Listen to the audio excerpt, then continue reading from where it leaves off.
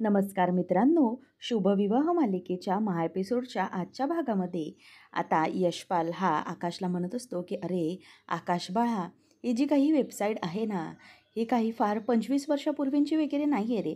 ही आताच 4-5 वर्षांपूर्वीचीच वेबसाईट आहे आणि NGO देखील आहे. त्यामुळे काय ना, तुझ्यासारखे या काकांसारखे माणसं अजून यात शिरलेले नाही आहेत आणि म्हणूनच या ओळखीची ही वेबसाईट नाही आहे. परंतु हां, मुंबई पुण्याची मुलं आहेत ना, या कॉलेजमध्ये या NGOमध्ये शिकतात बरं का, असं तो बोलतो आणि तेव्हा भूमीचं लक्ष असतं. तेवढ्यातच इथे आता रागिनीला फ्लॅशबॅकमध्ये आठवतं की यशपाल येऊन तिला म्हणतो की ताई तुम्ही मला बोलवलंत खरंच, म्हणून किती सांगू, मला किती आनंद झाला आहे, मला खरंच खूप आदर आहे तुमच्याविषयी ताई, असं म्हणून तो आता खूप रडत असतो आणि म्हणतो की तुमचे पाय कुठे आहेत, मला तुमचे पाय धरायचे आहेत. तेव्हा मग रागिनी त्याला गप्प करते आणि म्हणते की ए बाबा गप्प बस, आधी ही तुझी नाटकं आहेत ना ती पहिले थांबव, माझ्यासमोर ही सगळी काही नाटकं करू नकोस, शांत बस रे बाबा, मी तुला काहीतरी कामासाठी इथे बोलवलं आहे आणि म्हणून जरा गप्प बस, असं म्हणून ती त्याला शांत व्हायला सांगते. आणि मग यशपालला ती म्हणते की हे बघ, तू मला बारशावरून आल्यानंतर जे काही तुझ्या या NGOचे डिटेल्स दिले होतेस ना, ते डिटेल्स त्यावरून मी एक वेबसाईट तयार करून घेतली आहे. तेव्हा मग यशपाल खुश होतो आणि आश्चर्यानेच बघत म्हणतो की वा ताई, वा किती मस्त वेबसाईट तयार केली आहेत तुम्ही या शिका मुलांनो, खरंच किती छान वेबसाईट तयार केली तुम्ही, हे मात्र तुम्ही अगदी भारी काम तयार केलं हां. त्यावेळेला मग आता ती म्हणते की जरा बघ बघ मी तुला काय दाखवते ते. त्यावेळेला मग आता यशपाल हा त्या ठिकाणावरून परत दुसऱ्या ठिकाणी येऊन उभा राहतो. त्यामुळे रागिनीची थोडीशी मिस्टेक होते आणि ती पटकन दुसऱ्या बाजूला बघते आणि म्हणते की अरे बाबा बघ, हे बघ हे डिटेल्स आहेत ना, त्याप्रमाणे हे डिटेल्स मी दिलेत. तेव्हा मग आता तो खूप हसायला लागतो. मग ती म्हणते की अरे हे काय नाव दिलंस तू या शिका मुलांनो, हे काही नाव झालं आहे का, म्हणजे NGOचे नाव दुसरे नव्हते का तुला?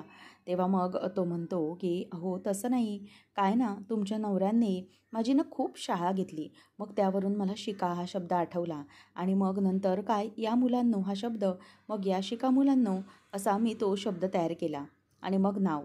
तेव्हा ती म्हणते की हो बघ, मग मी हे सगळं तयार केलेलं आहे. त्यावेळेला आता इथे तो हसायला लागतो आणि म्हणतो की ताई मला सांगा, पण हे सगळं तयार करण्याची काय गरज होती, म्हणजे मला काही वाटत नाही याची इतकी गरज होती. त्यावेळेला आता ती म्हणते की हे बघ, मी जे काही बोलते ना ते नीट ऐक, ती भूमी आपल्यापेक्षा हुशार आहे आणि तुझ्यासारखे असे उथळ डावपेच मला खेळून चालत नाही. ती भूमी आहे ना सगळ्या गोष्टींच्या अगदी खोलात शिरते, तुझ्याकडे ती बारीक लक्ष ठेवून असणार, शिवाय तू माझ्या थ्रू या घरात आलायस म्हणजे ती तुझ्यावर सहज विश्वास ठेवणारच नाही.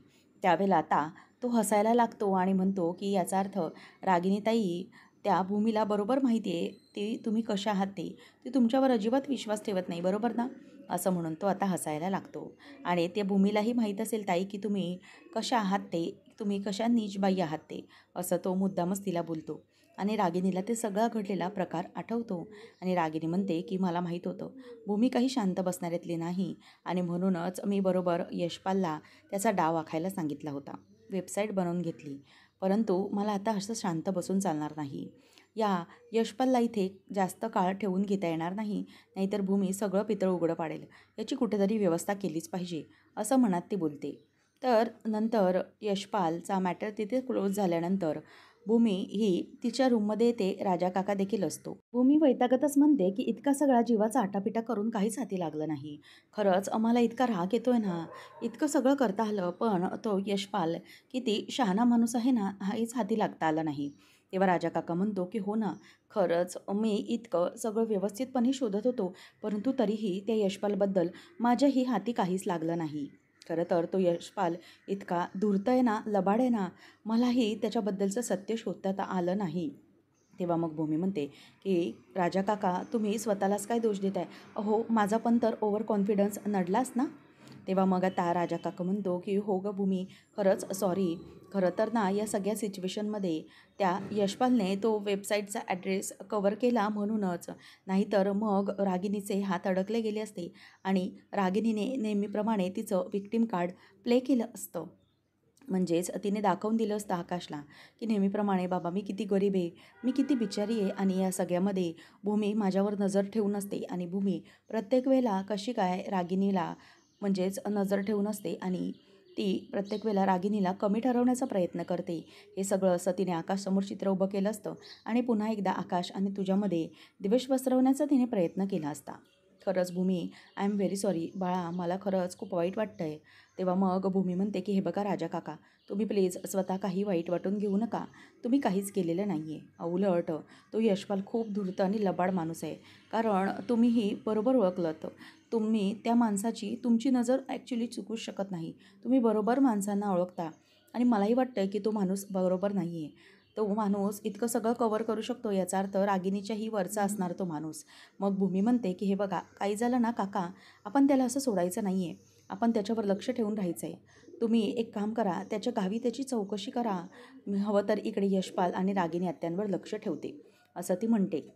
त्यावेळेला इथे आता यशपाल हा रागिनीजवळ आलेला असतो आणि म्हणतो की काय ना, ही भूमी खरंच खूप हुशार आहे आणि हा गेम अशा प्रकारे इथे खेळणं ना खरंच खूप कठीण आहे, पकडले जाऊ शकतो. त्यावेळेला मग रागिनी म्हणते की अरे म्हणूनच मी तुला बोलते, तू एक काम कर, तू इथे या घरात राहू नकोस, तू कुठेतरी निघून जा. हवं तर तुझ्या राहण्याची ना मी कुठेतरी व्यवस्था करते, तू निघ.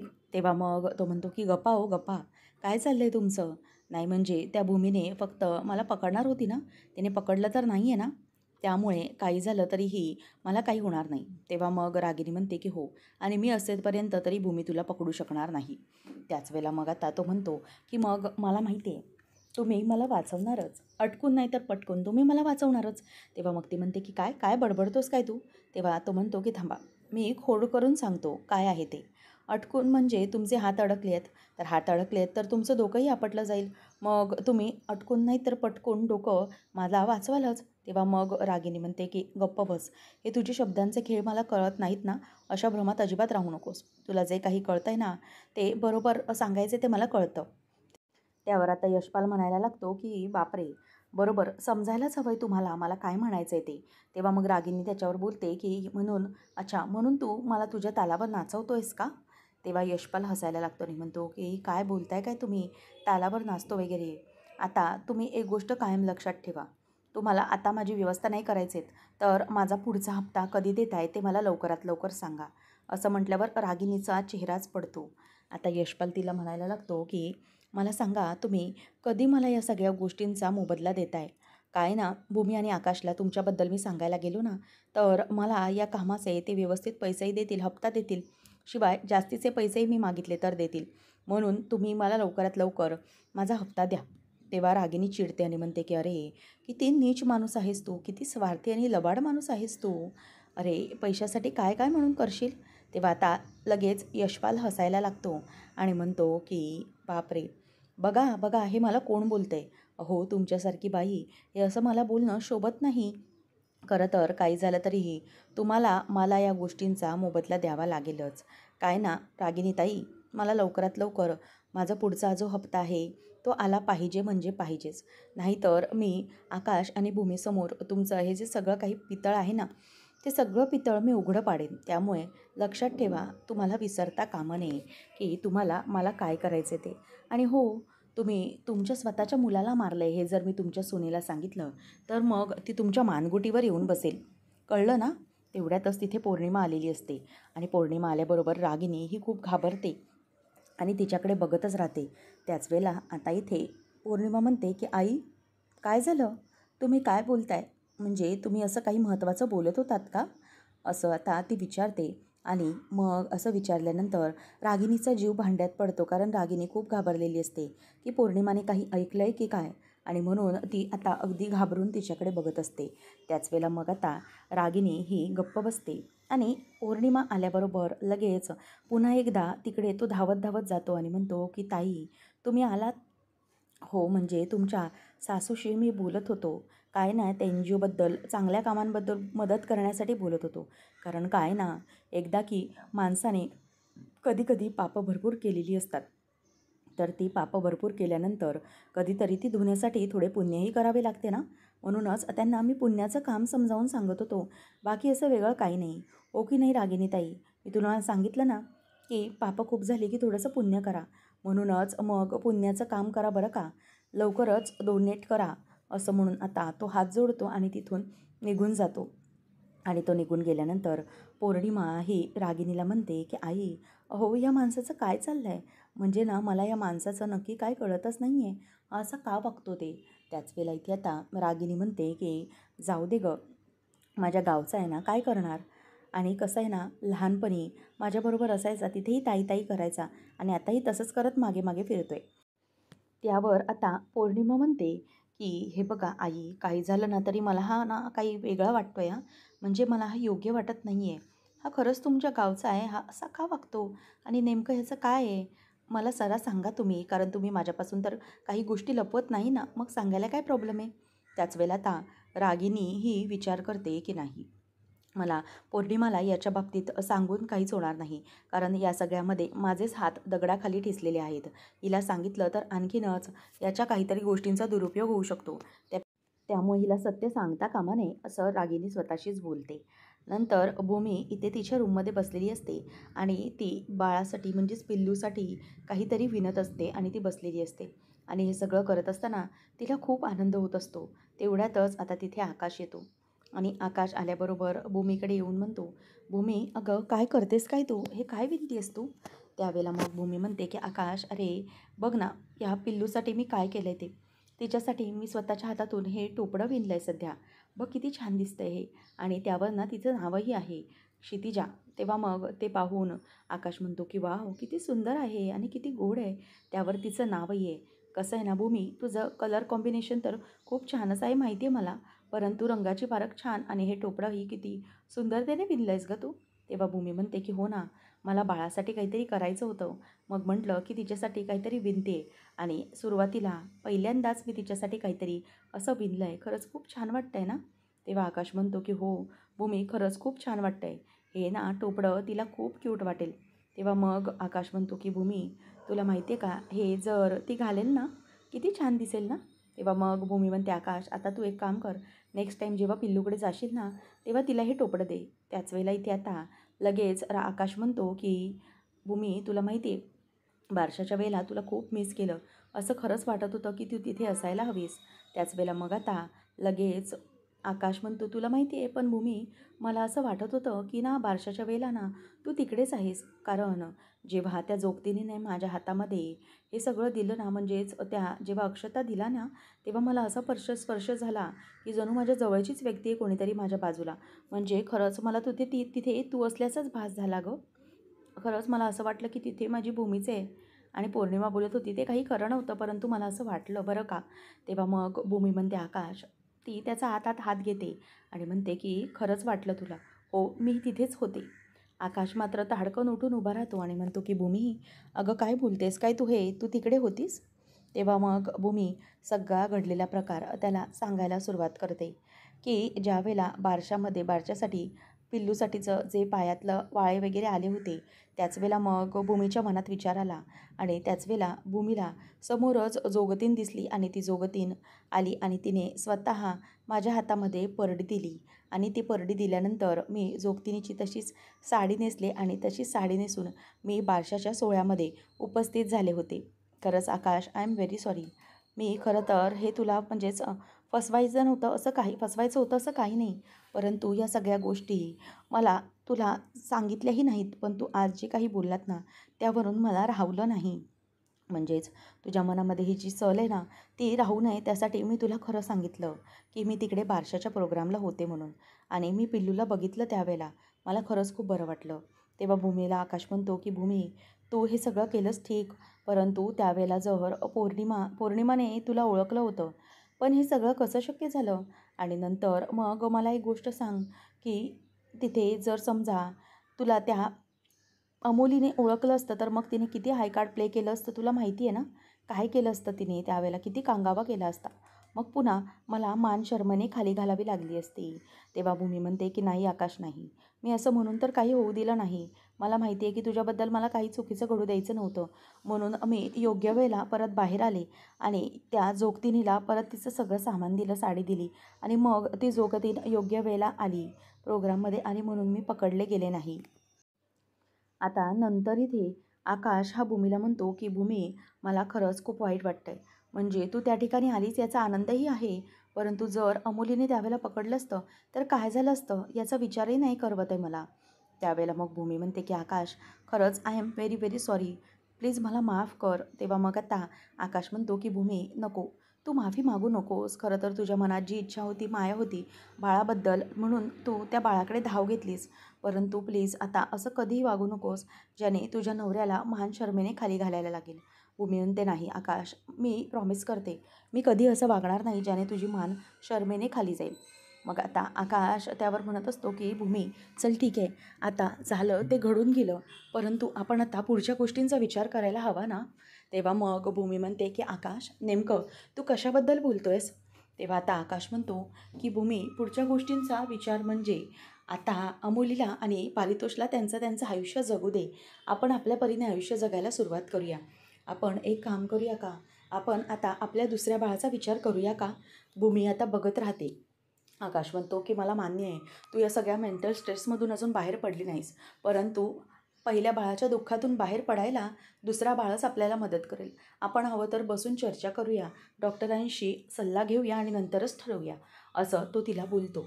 नंतर इथे रागिनी तिच्या रूममध्ये असते. ती विचार करते की नाही, मला आता या 20 लाख रुपयांची काहीतरी अरेंजमेंट करायलाच हवी. असं कुठूनही पैसा घेता येणार नाही. म्हणून आता ती लगेच फोन लावते आणि कानेटकरांना म्हणते की हॅलो कानेटकर, जरा एक गोष्ट करायची होती. तुम्ही एक काम करा, आपलं जे प्रोजेक्ट आहे ना, ते प्रोजेक्ट तुम्ही होल्डवर टाकताय असं सांगा आणि त्या बदल्यात 20 लाख रुपये कॅश आकाशकडे मागा. तेव्हा कानेटकर म्हणतो की मॅडम, हे सगळं कसं करणार मी, म्हणजे मला कळत नाही. तेव्हा रागिनी त्याला योग्य तो सल्ला देते आणि म्हणते की आता तुम्ही आकाशला कॉल करा आणि 20 लाख रुपयांची गरज सांगा. पुढे काय करायचं ते मी तुम्हाला सांगतेच. कानेटकर हो मॅडम असं म्हणतात आणि फोन ठेवतात. नंतर मग आता रागिनी मनातच म्हणते की आता आपण ऑफिसमध्ये आहोत, या गोष्टीचा फायदा करून घेतला पाहिजे आणि मग त्या पोस्टचा फायदा करूनच हे सगळं करून घेतलं पाहिजे, असं तो म्हणत असतो. नंतर मग आता इथे रागिनी ही ऑफिसमध्ये तिच्या रूममध्ये बसलेली असते आणि आकाश आत येऊ का मॅडम असं विचारतो. तेव्हा ती म्हणते की ये ना आकाश बाळा, अरे ये आतमध्ये. त्यावेळेला मग आता आकाश म्हणायला लागतो की आत्या अगं किती छान वाटतंय माहिती आहे मला तुला या ऑफिसमध्ये या पोस्टवर चेअरवर पुन्हा बसून. तेव्हा मग आकाशला ती म्हणते की हो रे आकाश, मलाही खूप छान वाटतंय, खरंच खूप बरं वाटतंय. त्यावेळेला मग आता इथे आकाशला ती म्हणते की खरंच पहिल्याच्या सगळ्या गोष्टी ठीक आहे, परंतु आता या सगळ्या गोष्टी नव्याने मला जिंकायच्या आहेत, म्हणून मला खरंच खूप बरं वाटतंय. नंतर मग आता इथे लगेच आकाश म्हणायला लागतो की आत्या खरं तर मलाही बरंच वाटतंय, पण ना एक काम होतं. तेव्हा रागिनी म्हणते की आकाश आता कसलं काम अरे बाळा. तेव्हा मग आकाश म्हणतो की अगं हे सगळं ठीक आहे, परंतु ना एक प्रॉब्लेम आला होता. रागिनी म्हणते की आकाश अरे बाबा काय आता, आणि नवीन आता कसलं संकट आलं आहे. तेव्हा मग तो म्हणतो की अगं नाही घाबरू नकोस, संकट वगैरे काय नाही, छोटासा प्रॉब्लेम होता. काय ना आपले कानेटकर आहेत ना, ज्यांच्याबरोबर तू मीटिंग करून आली होतीस, त्यांच्याकडे ना जरा एक प्रॉब्लेम झाला आहे, त्यांनी ना प्रोजेक्ट होल्डवर टाकला आहे. तेव्हा मग रागिनी म्हणते की का का केलं असं त्यांनी, मी तर त्यांच्याशी व्यवस्थित बोलून आले होते, चर्चा केली होती सविस्तर. तेव्हा मग आकाश म्हणतो की अगं आत्या तसं नाही, काय ना त्यांचा प्रॉब्लेम असा झाला आहे की त्यांच्या कामगारांचे पगार व्हायचे होते ना, आणि त्याच वेळेला नेमका त्यांची जे बँक आहे त्या बँकमध्ये काहीतरी मॉनिटरी प्रॉब्लेम चालू आहेत, म्हणजेच इश्यू आहेत टेक्निकल. त्याच्यामुळे मग त्यांच्या कंपनीला पगार करता येत नाही आहेत. सो जे त्यांचे कॉन्ट्रॅक्ट बेसवर काम करणारे आहेत ते सगळे मोस्टली कॉन्ट्रॅक्ट बेसिसवर आहेत आणि त्यांचे पगार जोपर्यंत जात नाही तोपर्यंत ते काम करणार नाहीत. शिवाय त्या सगळ्या गोष्टींना ऑलरेडी पगाराचे डेट उलटून 1 आठवडा झाला आहे, म्हणून ते जरा काम करणार नाहीत असं म्हणतात आणि काम थांबवत आहेत. म्हणून मग त्यांना आपल्याला जरा पैसे द्यावे लागणार आहेत, 20 लाख रुपये. मग हे पैसे त्यांना पोचवायचे आहेत. तेव्हा रागिणी म्हणते की अरे बापरे, हा तर प्रॉब्लेमच झाला, मग कसं करायचं आणि एवढी कॅश आपण कशी आणायची. तेव्हा मग आता आकाश म्हणतो की 10 लाख रुपये कॅश ही आपल्याकडे होती, बाकी कॅश इकडून तिकडून अकाउंट डिपार्टमेंटवाले जमा करत आहेत, मी त्यांना कळवलं आहे आणि ऑलरेडी व्यवस्था होत आली आहे. पण फक्त आता एक प्रॉब्लेम राहिला आहे, ते म्हणजे अथर्व आणि राजा काका हे मुंबई पुण्याच्या कामात बिझी आहेत, माझ्याही काही ऑनलाईन मीटिंग पेंडिंग आहेत. म्हणूनच आता मी सांगतो आहे की तू हे जरा कॅश घेऊन कानेटकरांच्या ऑफिसमध्ये जाशील का. तेव्हा रागिनी म्हणते की बापरे आकाश, अरे काय बोलतोयस तू? म्हणजे इतकी मोठी रक्कम मी एकटीने घेऊन जाणं म्हणजे मला जरा धोक्याचंच वाटतंय. नाही रे बाळा, नाही, म्हणजे दुसरी कुठली जबाबदारी टाक, परंतु हे मला नाही जमणार. आकाश म्हणतो अगं आत्या, असं काय करतेस तू? आकाशला ती म्हणते की तू दुसऱ्या माणसावर जबाबदारी नाही का टाकू शकत? त्यावेळेला मग आता आकाश म्हणतो की आत्या, अगं कसं आहे ना, कॅश खूप मोठी आहे आणि दुसऱ्या कोणावरही विश्वास नाही टाकू शकत. मग त्यापेक्षा आपल्या घरातल्या माणसांवर विश्वास टाकणं मला योग्य वाटतं आहे, म्हणूनच मी तुला सांगतो आहे.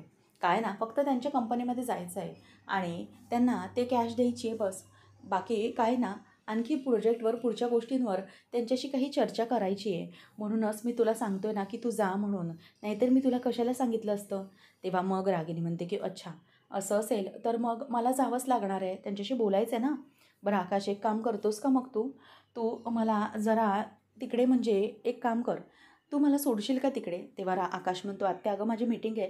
तेव्हा मग ती म्हणते की आकाश, अरे 10 मिनटं पुढे काढ ना, 10 मिनटं थोडा वेळ होईल पुढे, मला सोड आणि तू ये.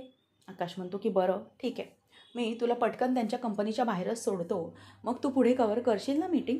तेव्हा मग आकाशला ती म्हणते की बरं ठीक आहे, चालेल, मी करते पुढे कवर मीटिंग. मग तू एक काम कर, तू मला सोड जरा, म्हणजे मग सगळ्या गोष्टी क्लिअर होतील. त्याच वेळेला रागिनी म्हणते की हो हो चालेल, तू सोबत असलास की मला इतकं काही असं वाटणार नाही. आणि असं म्हणून आता इथे आकाश हा तिला म्हणतो की चालेल, मग आपण ठरवलं तसंच करूया, आणि तो निघून जातो. आणि इथे रागिनीचा डाव मात्र पुन्हा यशस्वी झालेला असतो. तर इथे भूमी किचनमध्ये आलेली असते. मनूचं किचनमध्ये काम सुरू असतं आणि मग भूमी आल्याबरोबर ती म्हणते की ताई, अगं खरंच बारशाच्या प्रोग्रामला ना खूप मजा आली आणि पिल्लू किती छान दिसत होतं माहिती आहे. तेव्हा मग भूमी म्हणते की हो, आकाशने सांगितलं मला, खरंच खूप छान दिसत होतं ना पिल्लू. तेव्हा मग भूमीला ती म्हणते की माझ्याकडे ना काही फोटोज आहेत बारशाचे, मी ना छोटे छोटे मोमेंट्स क्लिक करून ठेवते, बघ ना किती सुंदर दिसत होती ना ती, म्हणून मी सगळे फोटोज काढले होते, बघ कशी छान दिसत होती ती. तेव्हा मग भूमी म्हणते की हो गं, खरंच पिल्लूचे फोटो सगळे किती गोड आलेत ना. मनू तिला पटकन म्हणते की अगं ताई, तुला माहिती आहे, अगं नाव तिचं कानात सांगितलं कशी खुदखन असली माहिती आहे. तेव्हा मग लगेच भूमी म्हणते की हो मी पाहिलं. मानू म्हणते की पाहिलं म्हणजे? तेव्हा मग ती सांगते की अगं, म्हणजे पाहिलं म्हणजे आकाशने हाच प्रसंग मला 3-4 वेळा इतका रंगवून सांगितला आहे ना, की असं मला वाटतं की मी तिथेच होते आणि म्हणून मी तुला असं बोलले. आता दोघीजणी हसायला लागतात आणि तेवढ्यातच यशपाल हा शिट्ट्या वाजवत येतो आणि भूमी आणि मनू दोघी बाहेर येतात. तेव्हा मग आता लगेच भूमी म्हणते की अच्छा तुम्ही आहात का? मला तेच वाटलं की कोण शिट्ट्या वाजवत वाजवत बाहेर आलं. त्यावेळेला मग तो म्हणतो की कोण वाजवणार अजून?